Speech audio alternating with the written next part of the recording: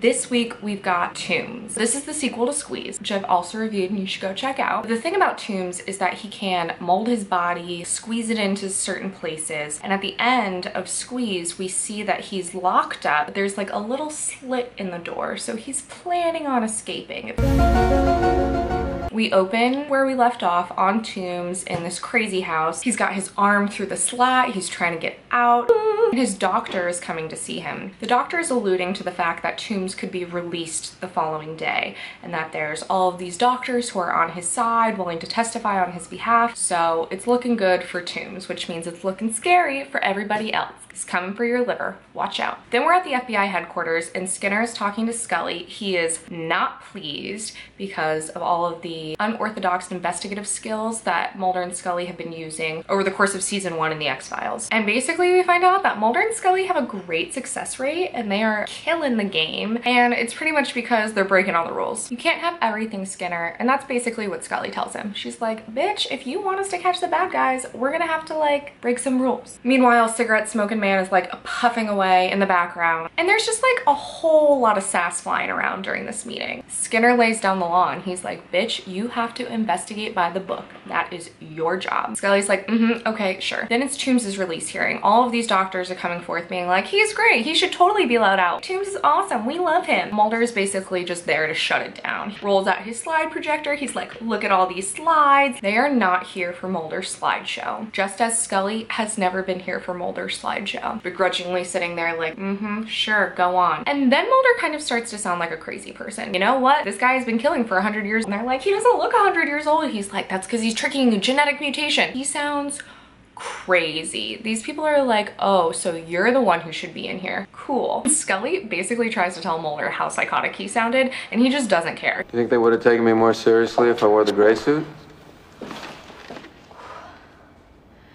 Mulder, your testimony, you sounded so... I don't care how it sounded, as long as it was the truth. He's like, I know I sound crazy, but does it even matter? And it's like, ooh, it kind of matters.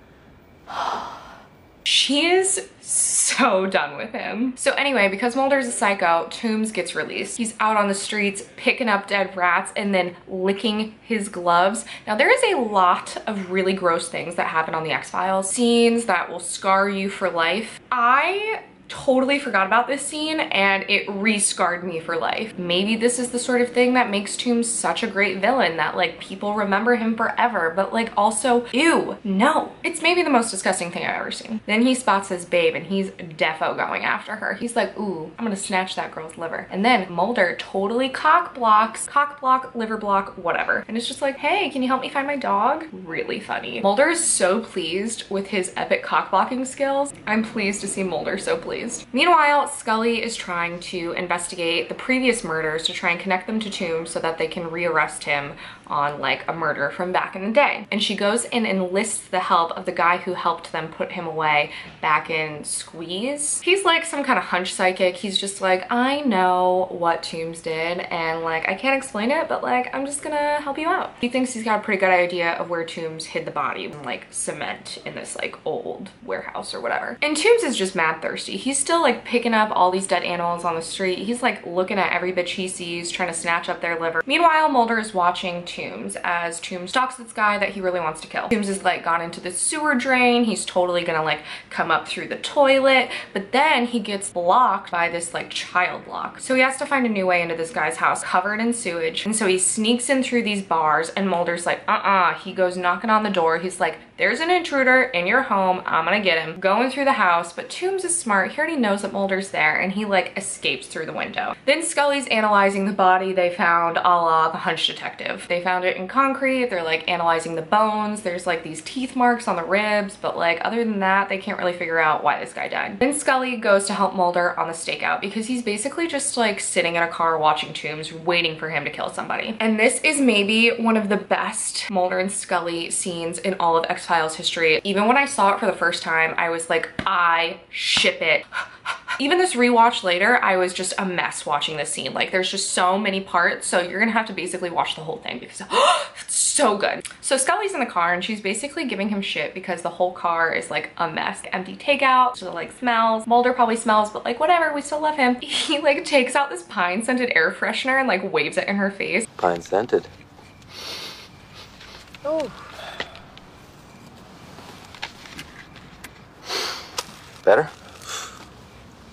Hilarious. My notes already just say all caps make out. Prime, thick make out opportunity. She's trying to convince him to go to sleep and she'll like take over the stakeout. And this is when we hear Mulder give her this speech about how the X-Files is going down. She doesn't need to get dragged up in it. Like she's probably already in trouble just being there in the car with him. Gosh, and this is just a thing that continually happens between Mulder and Scully for the rest of eternity. Don't go down with my ship and my journey and my struggle. Like you're too good for this. Like you go on, thrive. And Scully's just like, nah, bitch, I'm a ride or die. Scully is like the definition of a ride or die. And she's invested, she's not going anywhere. And then she calls him Fox, and I had to pause the TV because I needed to collect myself. And I'd hate to see you carry an official reprimand in your career file because of me. Fox. Like, oh my God. Like, is this the only time we ever hear Scully call Mulder Fox? I think it is. Like, really a lot. And I even made my parents call me Mulder. So. Mulder. Mulder, I wouldn't put myself on the line for anybody but you. Okay, so let me get this straight. This is the first season and already Mulder and Scully have built up such an intense trust that they don't trust anybody else. Them in this together forever, and yeah, that's pretty much it. Wow, wrap your mind around that.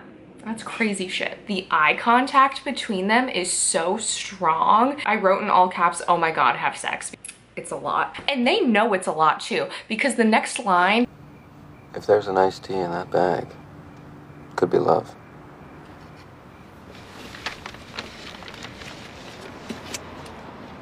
Must be fate, Mulder. Root beer. these two are gonna be the death of me. I should have known it. I should have known it all along. I just love them so much, it fucking hurts me. This scene is like the definition of why I love Mulder and Scully. It is like so low-key flirtatious, yet high-key flirtatious. So much great eye contact, a subtle, chill sort of vibe between them where they're talking about huge things in this very understated way. And they just love each other and they need to be together, okay? Anyway, so then Scully gets out all smiley and shit, and I just like can't with them anymore. And as Mulder's driving away because he's gonna let her take over the stakeout, we sort of see the camera linger on Mulder's trunk, and we kind of assume like, oh my God, is Tooms in there? So Mulder's at home catching some Z's, and we see the screws to his air vent unscrew. Tooms is fucking coming for you, bitch. He's just like there in Mulder's apartment and starts like digging into his face and drawing blood, and it's super fucking creepy and gross. Oh my God. Tooms is gonna like frame Mulder and pretend he beat him up, which is exactly what happens because then he's in the hospital, he's all beat up, he's got like a shoe print on the side of his face, which they then match to Mulder's shoe. So yeah, it's like, oh God, Mulder, you're going down. Skinner's having a talk with them. He's like, Mulder, this is bad. And Mulder's like, the dude's framing me. I don't know what you want. And then Scully lies for him. She says that Mulder was with her when Tooms was admitted to the hospital, which he wasn't. Mulder was at home and Scully was on the stakeout. She just like immediately was like, yeah, man, he was with me. Like there's no way he could have done it. Soulmate. This bitch is just putting her career on the line for him. And so yeah, she's just like, he was with me. They're so in love. She's got it bad. This is when we should have known that Scully was in love with him. This is a pretty clear indicator because obviously Mulder's been in love with Scully since the second he saw her, but this is a pretty clear indicator that she XOXO loves him back. Then Scully is referencing Toombs's dental records. She's able to make up this model and match the dental records to the bite marks on the body. So ba-boom, we got Toombs, let's go arrest him. At the same time, Toombs's doctor is visiting him. Toombs has had his eye on his doctor essentially since the episode started. He's been eyeing him up like, bitch, you're next, I want you. So we know he's a goner. And so when Mulder and Scully arrive to arrest Toombs, they find the dead doctor. They're too late, it's hibernation time, probably in some weird nest right now. They go back to where the nest used to be, except that building's been totally torn down and now this like fancy city center mall type situation. They're trying to find the exact spot that his old nest would have been in this new building. And they see this little hatch by the escalator. They're like, all right, let's go in there. There's a really cute moment between Mulder and Scully where Mulder's like, you can get the next mutant.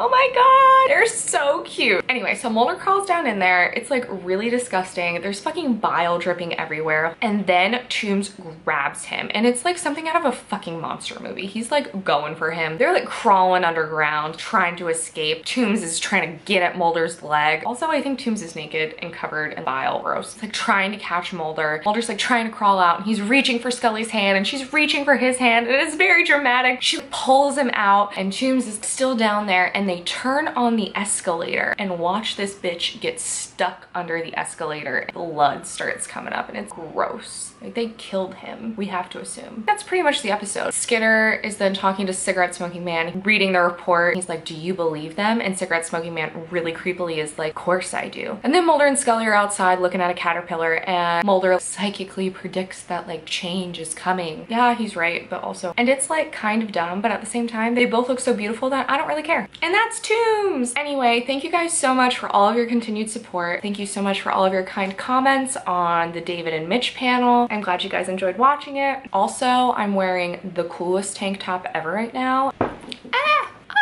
It's one of my favorite fan arts ever and I finally got it printed onto this tank and it's super cool and you can find the link below if you want one too. So yeah, as always, thanks so much for watching. Go check out my other videos, subscribe. I'll catch you soon. I'm gonna be into season 2.